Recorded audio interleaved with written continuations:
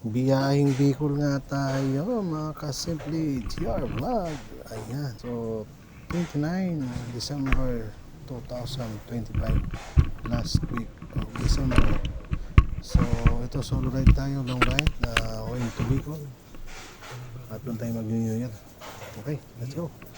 Last year o past 2019 is ginagawa ko talaga itong long ride. So sa tabi ng long ride, so yun na naman ang makukulit. Pasado alauna na nga ng madaling araw yan ng 29, 2025. At nag-ready tayo dyan kasi nga gusto kong bumiyahe kasi ng maaga ganitong oras. Pero siguro, so abutin tayo ng umaga o maliwanag na dyan sa may part na ng Quezon. Dito na ng umaga ngayong December 28. Ating tayo doon siguro mga 10 ng umaga.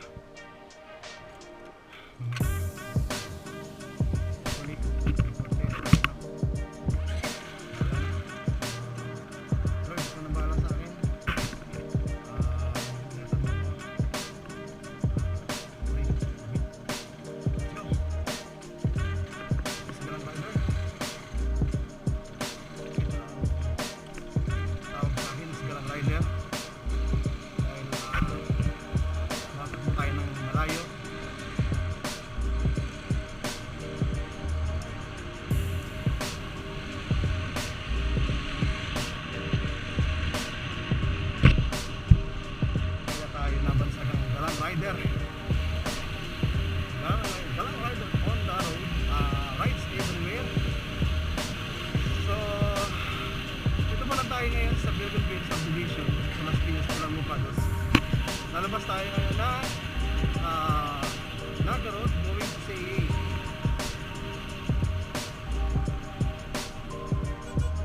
Bye bye.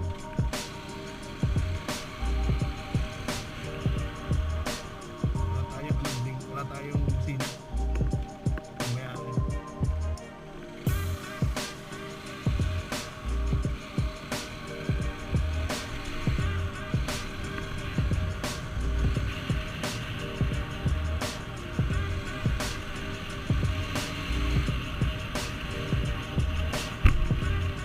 Sana makuha natin ng walang oras. Sana walang ulan.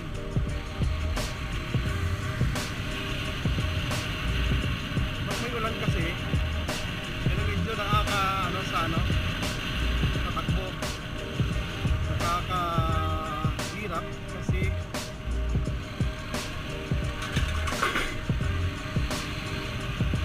dahan-dahan ka, hindi ka makakuha ng normal na takbo dahil mahirap ka ng ulan. Sana hopefully walang ulan.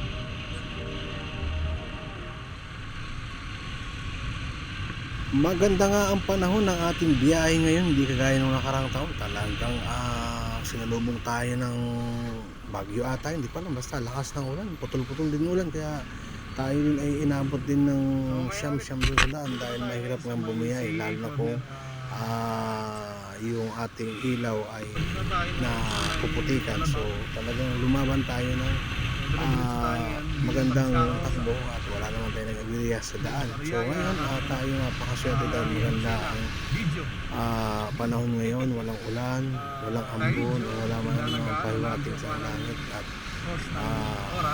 advance Happy New Year ngayon 2025. So ito ako upload na natin itong ating ginagawa na video na ito at nag-voice over na lang tayo para may upload tong last year 2025. So pasensya na kayo dahil ngayon lang to. Magpagas muna tayo. Kala ko hindi na ng umaga. Wala tayong ACP na sabihin ang kawayan so may laman pa siyang konti. Bicol or Quezon, hindi alam sure saan. Diba nakamotor dito probinsya kasama.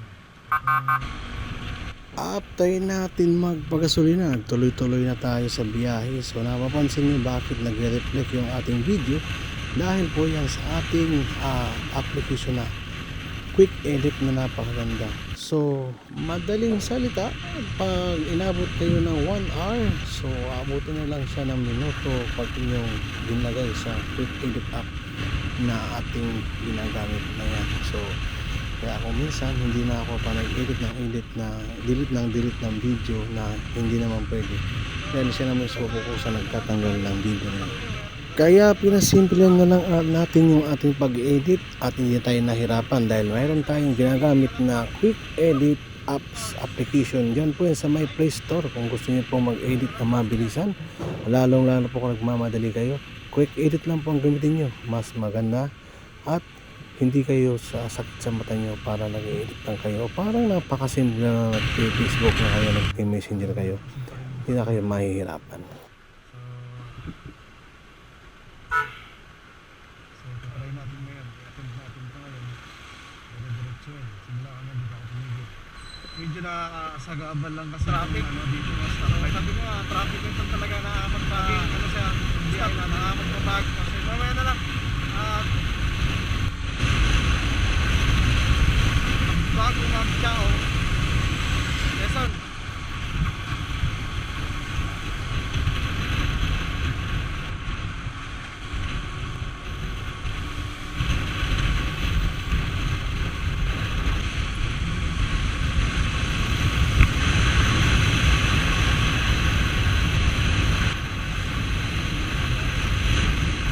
Okay, so ciao na tayo ngayon, ciao.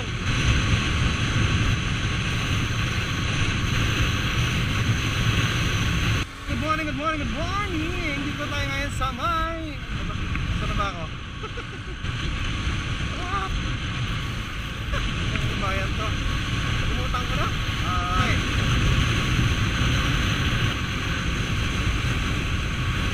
Yeah. Ay! Walang ganang traffic parang nakasulit sa taas. Let's go!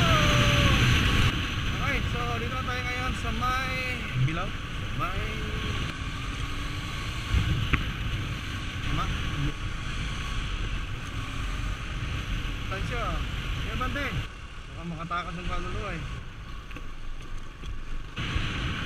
Sa pagbilaw na tayo, sa dito ay Tumayo! Tayo lubak dito sa kailangan rin tumayo. Balik, timuanan pala, sorry.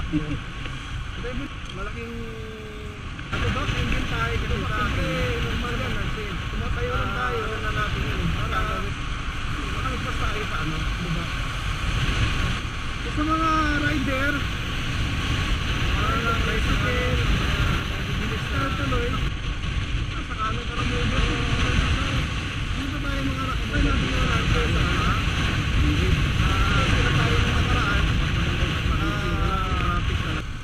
Nakaraan mag-exalo tayo sa may Atimona. Ang oras tayo ng Las Piñas is 1:40 AM sa may kabila, sa ibaba. Maganda naman dito ang dumaan, basta magsasakay na nakakatakot. Talagang magsasakay na nakakatakot. Sabing diba? Ayan, wala naman. Hindi na masyado masilip kasi nga madami mabitin. Sundan natin pang MUX. Madami mga nakabantay din dito, kaya walang problema. Yung pinakababa, yan, bawal dito. Pero pa rin basa, bawal din dito. So, ano ito lang, mga light kaya lang, umaga. Dala-dala tayo hanggang doon sa may yung kapote kasi pag sinusuot ko, napupunit. Isayang din naman. Okay naman. Okay naman. Pero, lumala yung lubak. Kaya huwag kayo mamimreno sa harapan. Mas maganda pa rin alis na yung paano sa hindi kayo basta-basta makapahamak dun. Pero kung medyo may kadulasan, nagawa, alam mo sa mga highway.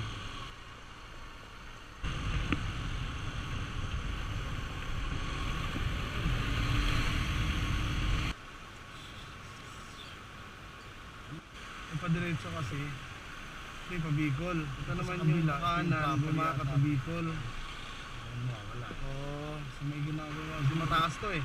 So dito lang tayo, wala tayong buwelo. May buwelo. Di malusutan. Woo! Lambot yung ating clutch. Ayos to. Gawa nitong Ano ba? Wow, kasi ko na yan. Hanep. Oh.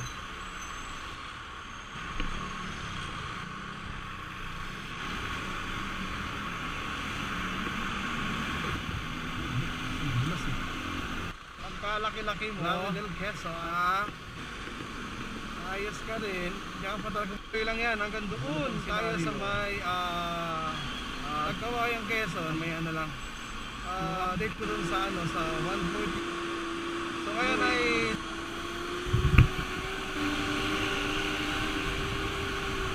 Bukod nga po dun sa ating ginagamit na quick app at ginagamit natin itong ating CapCut video editor na may kasama na po yung templates. So makikita nyo po dyan kung ano yung gusto nyo gawin. Punta lang po kayo sa templates at susulat nyo lang po yung gusto nyo i-templates dyan na video.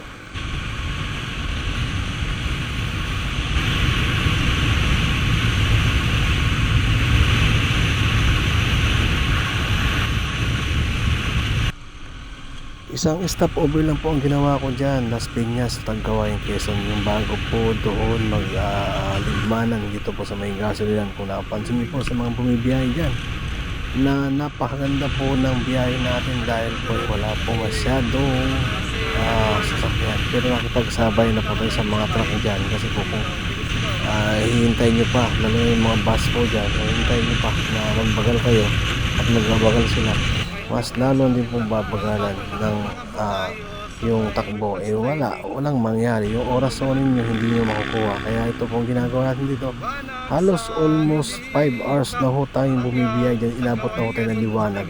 Kaya po pagdating po dyan sa may Tagkawayang Quezon ay tayo po nag-stop over muna para po magkape at kumain muna ng noodles, mag-almusal muna tayo dyan para pagkatapos natin mag-almusal, dire-diretso na po tayo ng Tupas proper na Buwak Camarines Sur. So ayan, balik po natin ay January 1, 2026. Okay, let's go. Sa mga bibiyahe dyan, kailangan malakas ang resistensya nyo at ang inyong tuhod at ang inyong mata. Bawal ang antukin sa biyahe kasi aksidente ang mangyari dyan. Okay, nagtuloy-tuloy na mo tayo dyan dahil inabot na po tayo ng liwanag galing sa dilim. Kanakanta lang yun Pagpasensya na rin niyo po ang ating voice over dahil nga po ay nangangatal tayo. Iisipin pa natin kung anong sasabihin natin. Kaya ito, gumawa na lang tayo ng salita at para kahit paano ay may makakunin kayong aral sa ating ginagawang voice over na to. Sa gusto pong mga bumiyahe at sa nagbabalak pong bumiyahe ng malayo, kailangan po mag-ipon kayo ng huwag kayong antukin para kahit paano dire-diretso kayo. Kaya ingat at ride safe. God bless and Godspeed. Ingat sa inyo lahat dyan sa mga biyahe na kagaya kong mga biyahero. Ayan, so long po yan. Simply GR Vlog. Ayan po, so subscribe nyo po ang ating channel. Sa mga bago lang po ito ang ating channel na to. So supportan nyo po at magtuloy-tuloy po tayo sa mga simpleng vlog lang po ang ating i-upload dyan. Wala pong anumang halong kayabangan dyan. So ayan, okay.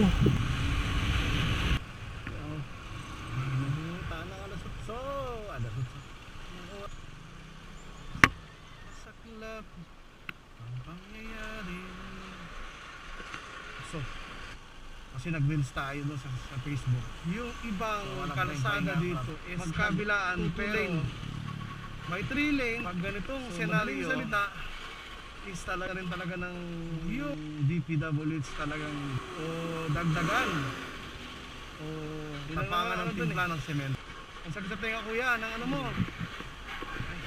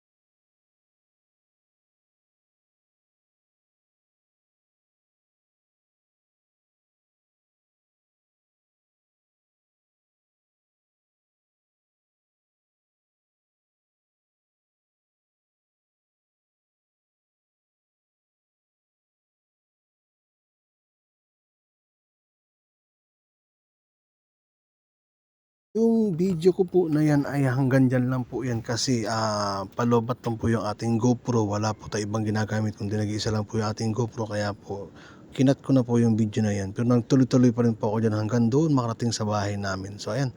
Okay, see you next vlog po tayo dyan. So kaya na po bahala. Support nyo lang po yung ating simple vlog. Ayan. So bye-bye. Ingat-ingat sa lahat.